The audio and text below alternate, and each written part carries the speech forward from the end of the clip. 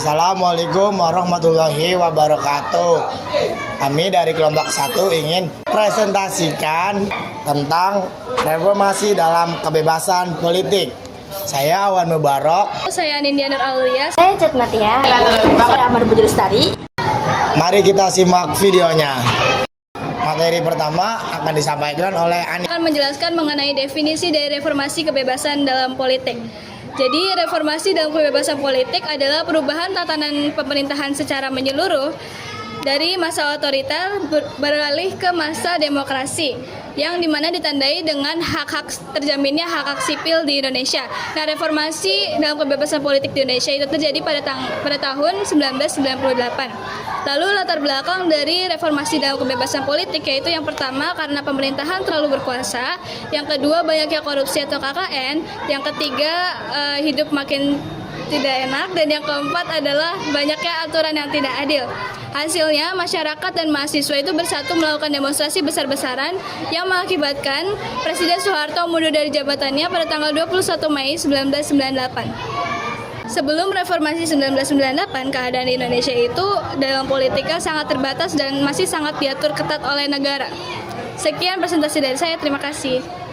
Materi kedua akan disampaikan oleh Cut Mutia. Saya Cut Mutia akan menyampaikan 3 poin dari kebebasan berpendapat. Yang pertama, ada definisi dari kebebasan berpendapat.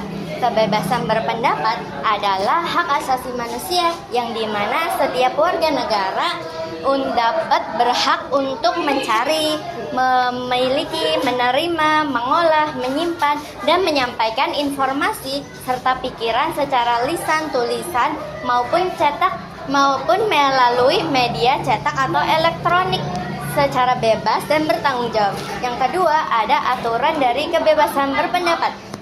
Aturan dari kebebasan berpendapat di mana diantaranya yang pertama tertera pada Undang-Undang Dasar Negara Republik Indonesia tahun 1945 pada pasal 28E ayat 3 dan 28F yang dimana menjamin hak setiap warga negara untuk menyampaikan pendapatnya, terus serta berkomunikasi dan memperoleh informasi.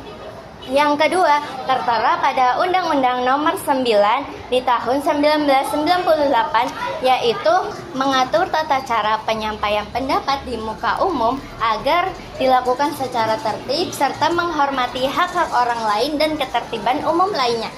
Terus ya yang aturan yang ketiga yaitu Undang-Undang Nomor 1 di 2024 perubahan IT, yaitu mengatur kebebasan berekspresi di ruang digital tetapi dengan batasan hukum terkait pencemaran nama baik. Dan poin yang ketiga yaitu ada di mana contoh reformasi dari kebebasan berpendapat.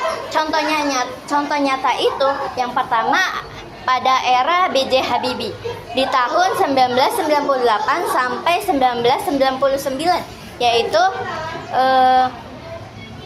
terbukanya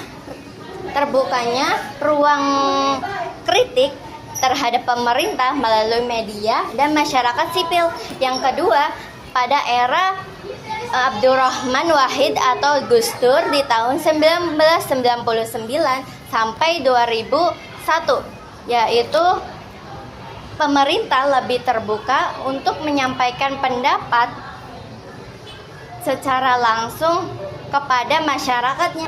Yang ketiga, ada pada era Megawati Soekarno Putri di tahun 2001 sampai 2004, yaitu penguatan lembaga demokrasi sebagai wadah penyaluran pendapat terhadap masyarakatnya. Sekian dari saya.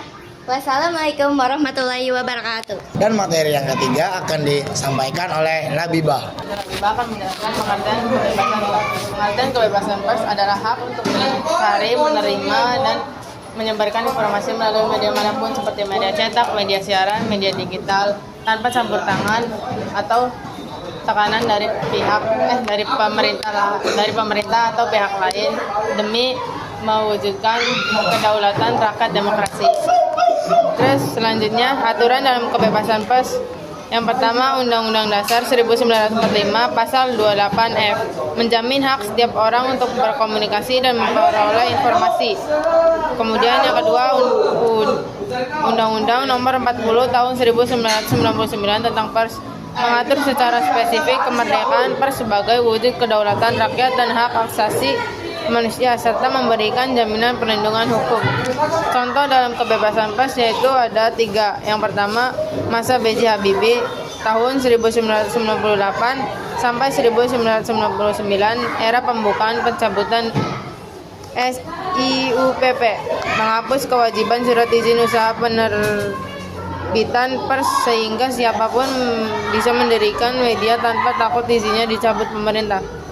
Yang kedua, masa Abdurrahman Wahid Gus Dur 1999 sampai 2001, pembubaran Departemen Penerangan, menghapus lembaga yang selama puluhan tahun menjadi alat sensor pemerintah terhadap media. 3.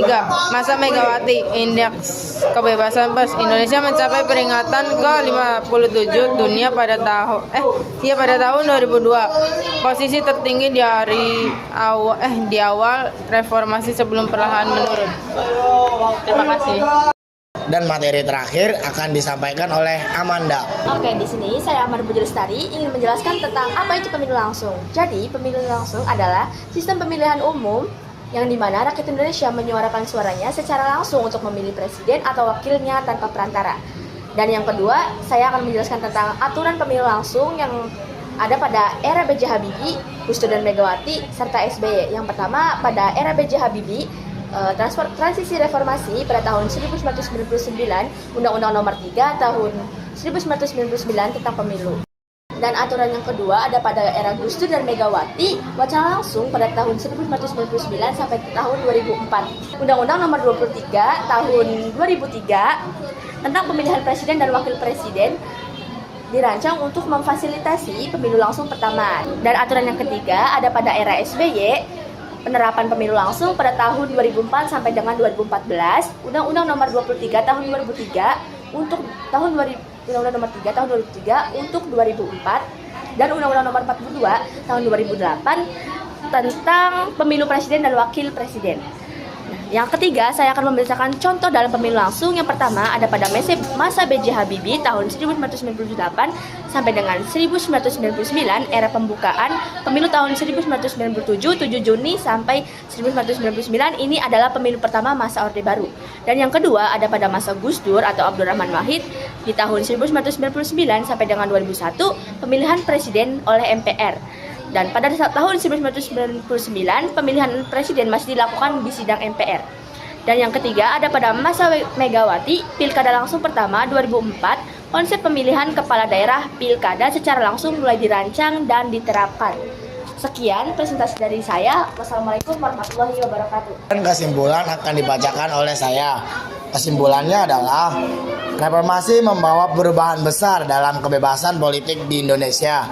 Setelah reformasi, masyarakat memperoleh ruang yang lebih luas untuk berpartisipasi dalam kehidupan politik seperti kebebasan pendapat, berserikat dan berkumpul tanpa tekanan berlebihan dari negara. Sekian presentasi dari kelompok kami, kurang lebihnya mohon maaf.